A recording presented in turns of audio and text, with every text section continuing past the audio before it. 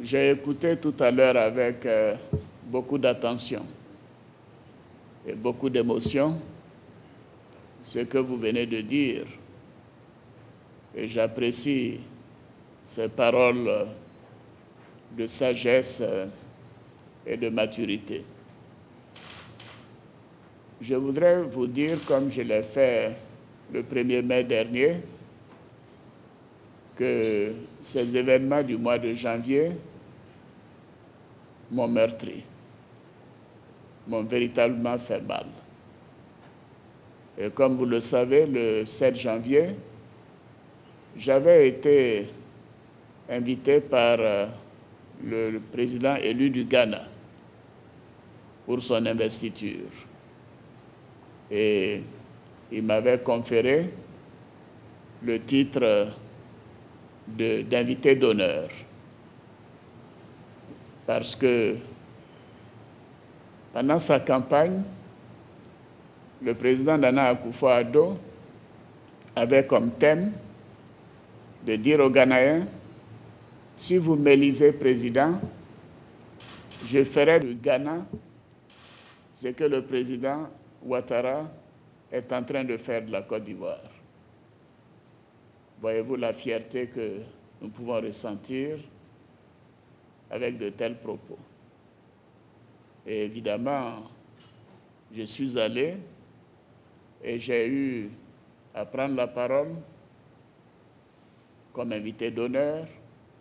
Et cela était un événement perçu mondialement pour la Côte d'Ivoire et pour notre peuple, comme étant le summum du rayonnement de notre nation.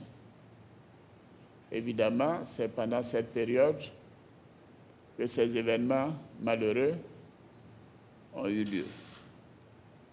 C'est vous dire à quel point ces événements m'ont fait mal. Je ne m'étendrai pas là-dessus, et je l'ai dit le 1er mai.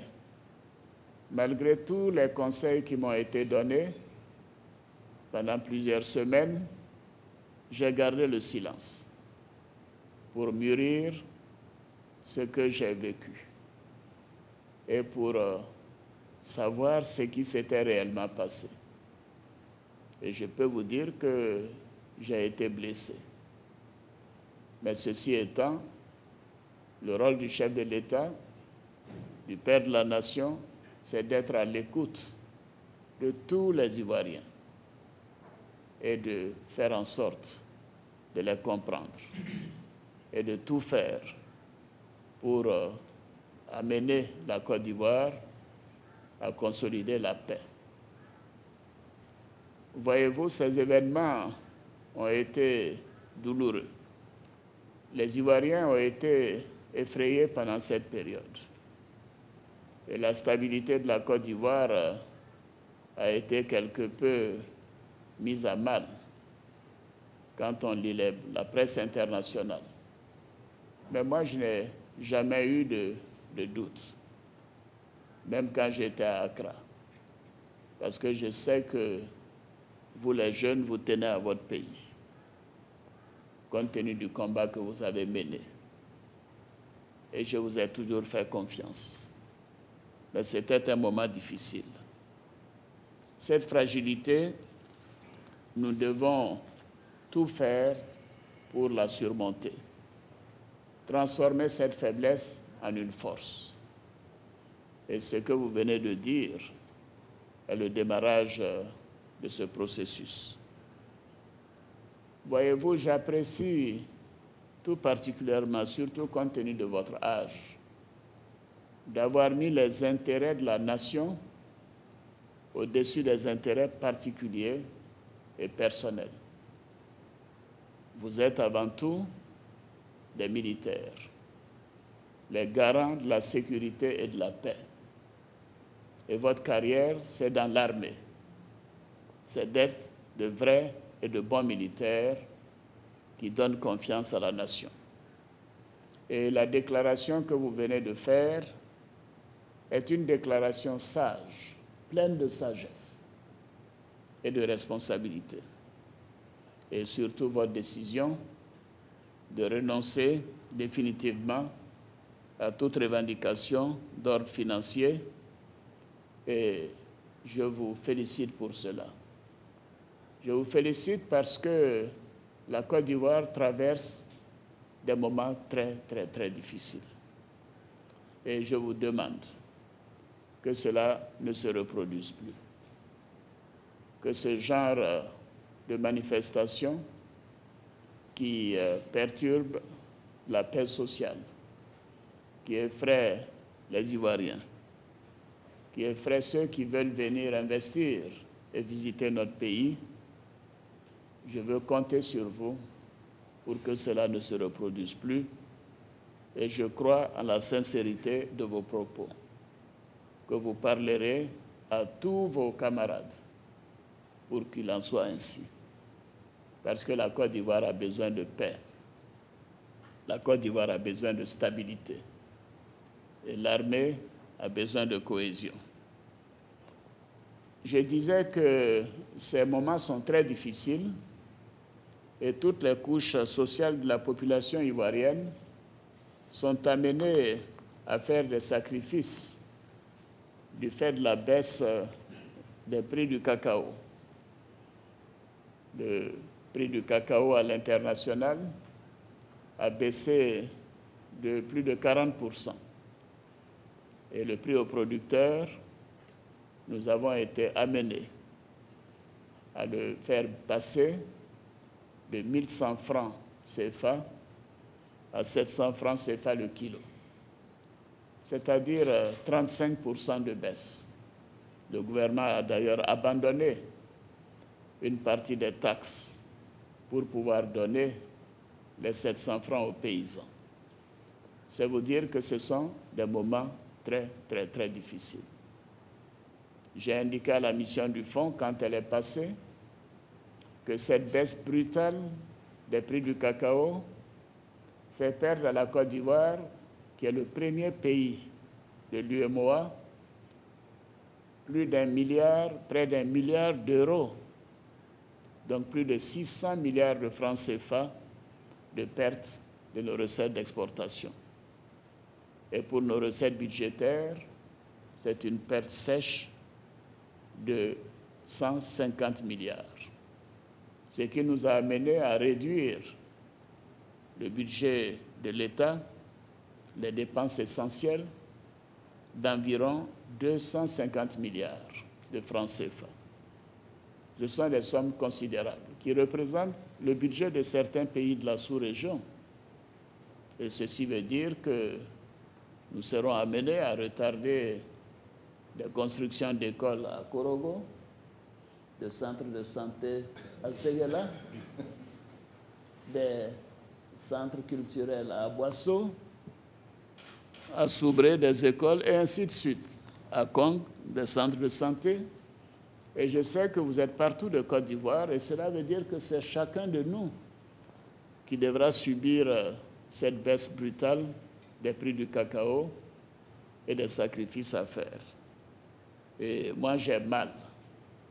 J'ai mal d'avoir eu à dire à mes concitoyens le 1er mai que l'engagement que j'avais pris, que tous les villages de plus de 500 habitants auront de l'électricité à fin 2017.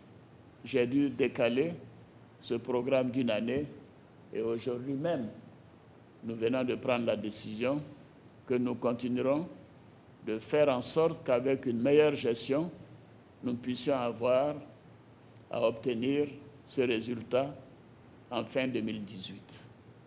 Voyez-vous, cela veut dire que pendant une année, un certain nombre de villages, surtout dans la région de Bouna, où beaucoup de villages n'ont même pas d'électricité, qui devaient en avoir cette année, ne l'auront que l'année prochaine.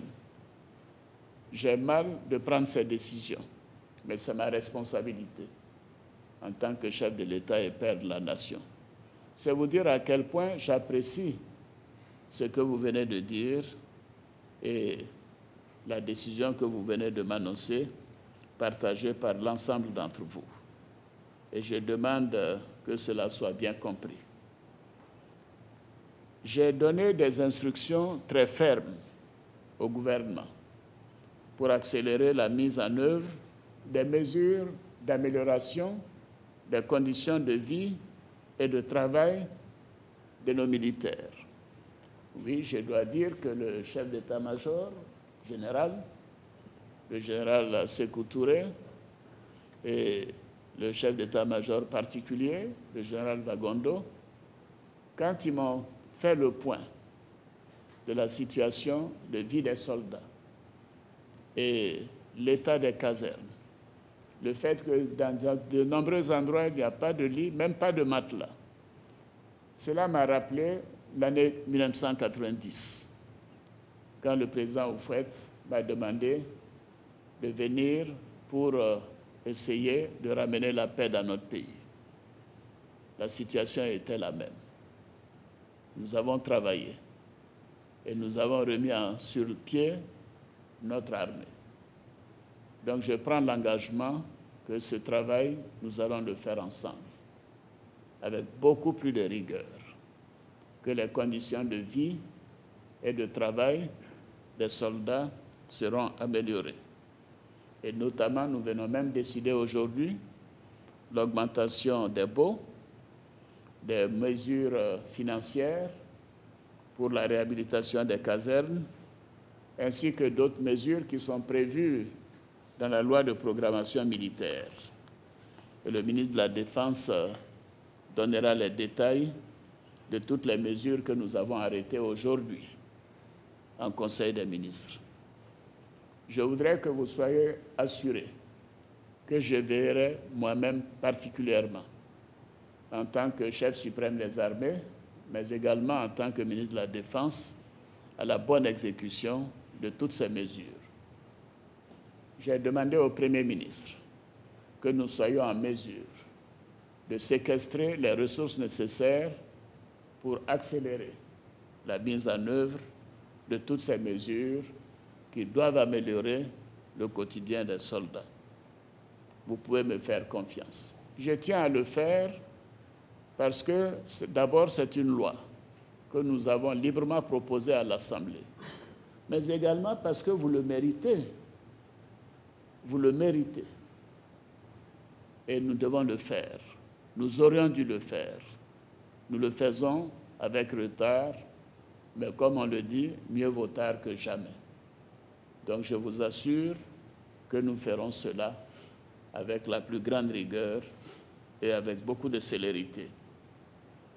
Voyez-vous, j'avais une ambition en demandant à mes concitoyens de me porter à la magistrature suprême. Et je crois que mon premier mandat a montré ce que nous avons pu faire. La Côte d'Ivoire est aujourd'hui un des pays les plus respectés au monde. Notre armée doit être également respectée. Et je sais que je peux compter sur vous. Je veux que nous puissions ensemble bâtir une armée républicaine au service de la nation. Une armée soudée, des forces de défense et de sécurité qui se font confiance. Une armée forte, dont vous-même, en tant que soldat, vous en serez fiers. Et je souhaite que cette armée soit respectée. Et d'ailleurs, nous avons commencé à envoyer des troupes aux opérations de maintien de la paix dans d'autres pays. Et nous devons montrer que la Côte d'Ivoire est définitivement en paix. Et je voudrais compter sur vous. Et vous devez agir en sorte que la population ait une totale confiance en son armée. Et vous devez travailler, chacun de vous, et je ne m'adresse pas seulement à vous, les 8400, mais à l'ensemble des forces de défense et de sécurité, travailler en sorte de renforcer la confiance, de renforcer le vivre ensemble. J'ai été impressionné par notre fils tout à l'heure quand il a parlé de réconciliation. La réconciliation doit être dans tous les secteurs de la vie de notre nation. Donc je compte sur vous pour faire un travail personnel, individuel, pour que cette réconciliation soit véritablement réelle. Et bien sûr, cela s'adresse à vous, comme à toute l'armée, à toute la gendarmerie, à toute la police. Et mon objectif est de garantir la paix et la sécurité dans notre beau pays. Et je voudrais que chaque Ivoirien non seulement vive mieux, mais soit fier de notre nation et soit fier de notre armée. Je sais que vous serez des militaires exemplaires, après ce que je viens d'entendre, que la discipline sera votre première priorité et que votre loyauté à l'égard de la nation ne fera plus jamais défaut. Je vous remercie. Merci à chacun de vous.